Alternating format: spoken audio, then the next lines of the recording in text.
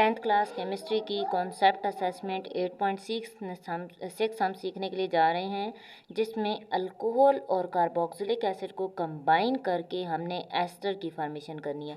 याद रखें, जब भी अल्कोहल और कार्बोक्सिलिक एसिड आपस में कंबाइन होते हैं तो वाटर का रिमूवल होता है। हाइड्रोक्सल जो होता है वो कार्बोक्सिलिक एसिड से आता है और हाइड्रोजन जो होता है वो अल्कोहल से आता है, और हाइड्रोजन और हाइड्रोक्सल के कम्बिनेशन से हमेशा वाटर की फॉर्मेशन होती है। अब यहाँ पे देखें, इस कार्बन का एक बॉन्ड कम हो गया और इस ऑक्सीजन का एक बॉन्ड कम हो गया है, तो ये दोनों आपस में बॉन्ड क्रिएट कर लेते हैं और इसके रिजल्ट में एस्टर COO बॉन्ड की फॉर्मेशन हो जाती है।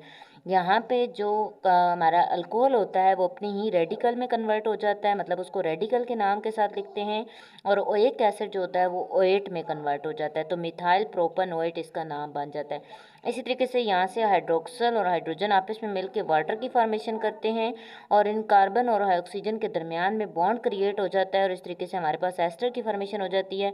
यहाँ पे प्रोपानोल है तो प्रोपाइल बन जाएगा और प्रोपानोइक एसिड किस में कन्वर्ट हो जाएगा, प्रोपानोएट में कन्वर्ट हो जाएगा।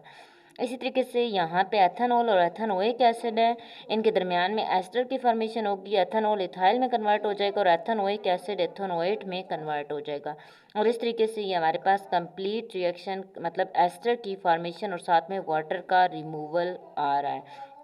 उम्मीद करती हूँ ये पॉइंट आपको समझ आ गया होगा। नेक्स्ट वीडियो के लिए चैनल को सब्सक्राइब करना ना भूलिएगा, और आपने कौन सा क्वेश्चन नेक्स्ट सीखना है ये भी कमेंट सेक्शन में लाजमी बताइएगा। Thank you so much.